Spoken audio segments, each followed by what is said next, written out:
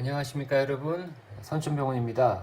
오늘은 어깨 통증, 유명한 병이죠. 회전근개 파열에 대해서 알아보도록 하겠습니다. 먼저 영상에도 여러 번 나눴지만 오늘은 기본적인 개념에 대해서 짚고 넘어가는 시간이 되겠습니다.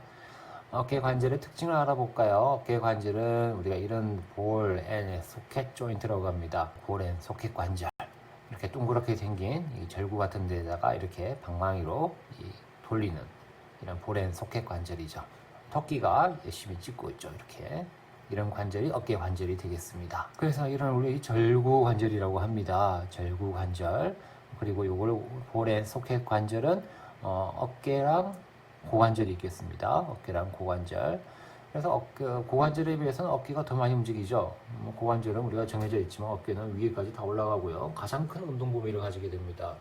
그리고 반면에 가장 많이 움직이기 때문에 가장 불안정한 구조물이 되겠죠.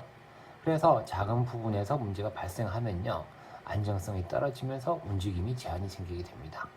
그래서 워낙 많은 구조물이 있기 때문에 통증이 여기저기 나타나죠. 앞에도 나타나고요, 위도 뒤까지 전반적으로 나타나는 구조물이 되겠습니다. 어깨의 안정화 구조물은 이렇게 몇 가지가 있어요. 회전근개, 로테이트 커프라고 합니다.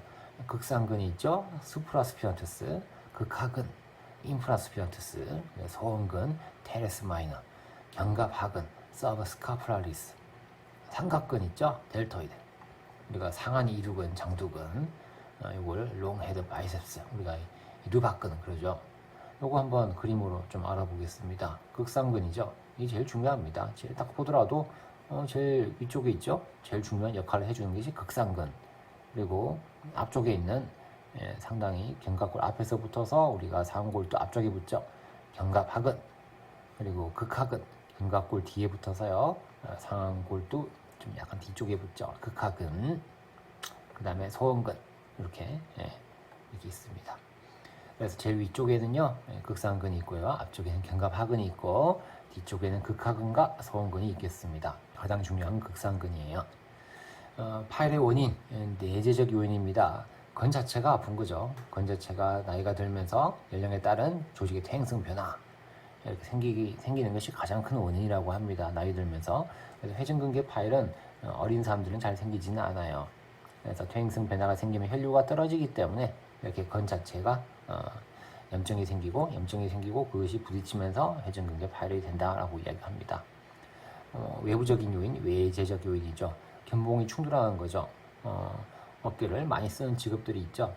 또는 나이가 들면서 또 어깨를 쓰니까 어쩔 수 없이 충돌이 일어나는 견봉하 충돌 증후군, 그리고 회전근개의 과도한 장력, 외상, 반복적인 미세 손상, 내적 충돌 증후군, 이건 야구 선수들에서 많이 나타나죠. 이런 것들이 인해서 회전근개 파열이 된다고 합니다. 하지만 언어 요인이 어느 정도 기회에 대한 논란거리가 많죠. 그래서 복합적인 요인으로 받아들여지는 거지 어느 한 가지만 무조건 내재적 요인이냐 외재적 요인 한 개만으로는 결론을 낼 수는 없겠습니다. 극상근이죠. 이 극상근이 찢어진 모습이죠. 회전근개 파열이 꽤 많이 찢어졌죠. 보통 찢어지기는 이쪽에서 많이 찢어지죠. 이쪽에 여기는 근육 부위고요. 근육 부위고 이쪽에서 많이 찢어지게 되겠습니다. 그래서 이게 견봉이고, 견봉에 이게 상완골두가 올라가게 되면 여기 부딪히니까 그렇게 생기고, 또 이게 저맥낭이라고 중간에 있어요. 충돌 역할을 해주는 그런 역할인데, 이게 염증이 생기면 또 아파요. 염증이 생기면 아파져가지고 저맥낭 염증도 생기는 거죠. 충돌 증후군 우리 수술할 때 저맥낭 우리가 제거술을 같이 해주고 견봉을 깎아주는 역할을 해주게 되겠습니다. 증상입니다. 당연히 아프게 됩니다. 강직이 생기게 되고요. 근력 약화, 관절 운동의 제한, 연발음, 또 소리가 나죠. 불안정성, 그리고 팔을 올릴 때 통증, 오버헤드 움직임이 어렵다고 합니다. 팔을 올려가지고 머리 삐고요. 어깨를 많이 들어 올리는 운동에서 힘들다고 합니다. 진단입니다. 병리학이죠. 먼저 밤에 많이 아프다 그래요. 낮에도 아프지만 밤에 잘 때 더 아파서 잠을 잘 못 자요 라고 이야기하죠. 그래서 어디가 아플까요? 어깨 앞쪽이 많이 아프다고 하는 경우도 있지만 보통은 또 옆쪽에 있는 삼각근 부위로 쭉 타고 내려가서 어깨 상완 골두가 많이 아프다고 이야기합니다. 이걸 우리가 연관통, 전이통이라고 하는데요. 극상근이 찢어졌다고 해가지고 딱 그 위에만 아픈 게 아니라 쭉 조금씩 위쪽까지 통증이 쭉 타고 내려오는 증상이 많고, 이걸 우리가 회전근개 파열, 어깨 통증의 원인이 됩니다. 이거 꼭 중요하게 알아보세요.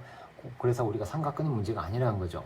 삼각근이 아프다고 해서 삼각근이 문제가 아니라 회전근개에 문제가 많다는 거 알고 계셔야 되겠습니다. 근력 검사 해봐야 되겠죠. empty can 테스트랍니다. 극상근 근력을 보는 이런 거죠. 이렇게. 그래서 이게 손가락, 엄지손가락 밑으로 내리고 있죠. 이걸 우리가 thumb down, 위로 또 하게 되면 thumb up 테스트, 이런 것들을 위로 해서 can 테스트를 해서 여러 가지 극상근의 문제를 알아볼 수가 있겠습니다. 또 이게 견갑하근이죠. 견갑하근 근력을 lift off 테스트, 팔 뒤로 해서요. 손바닥을 뒤로 하고 검사자가 밀고 있고요. 이때 쭉 밀었을 때 통증이 나타나게 되면 견갑하근에 문제가 있다 라고 알 수가 있겠죠. 엑스레이입니다. 견봉의 형태를 알아보는 게 중요하겠죠. 조금 뾰족한지 많이 뾰족한지 아주 날카롭게 송곳처럼 날카로운지 등등에 따라서 견봉의 형태 나타냅니다. 이게 예전 영상에 있습니다. 확인해 보세요. 또 견갑과 상완 관절의 간격 이런 것도 확인해 보고요. 초음파를 통해서도 확인해 보기도 합니다. 제일 중요한 건 MRI가 되겠죠. 기본적인 MRI를 찍어서 확인을 하기도 하지만 이게 애매할 때는 조영제를 주사해서 찍는 MRA라고 하죠. MRI 아스트로그램이라고 합니다. 이걸 찍어가지고 정확히 알아볼 수 있습니다. 혈관에 맞는 조영제가 아니에요. 관절에 주사를 맞아서 찍는 MRI 아스트로, MRA를 찍어서 정확히 알아보는 것이 가장 정확하겠습니다. 여기 보시면 이건 정상 MRI예요. 정상의 회전근개 파열은 없죠. 하지만 약간의 염증은 조금 있습니다. 거의 정상이죠. 하지만 여기 보시면 꽤 찢어졌죠. 완전 파열이죠. 이 정도 되면 한 2cm, 3cm가 되겠습니다. 감사합니다. 다음 영상에서는 회전근개 파열 치료에 대해서 알아보도록 하겠습니다. 오늘도 선천병원 영상에 대해서 많은 도움이 됐다 그러면 공감을 누르시고 주위 사람들한테 많이 소개해 주세요. 감사합니다.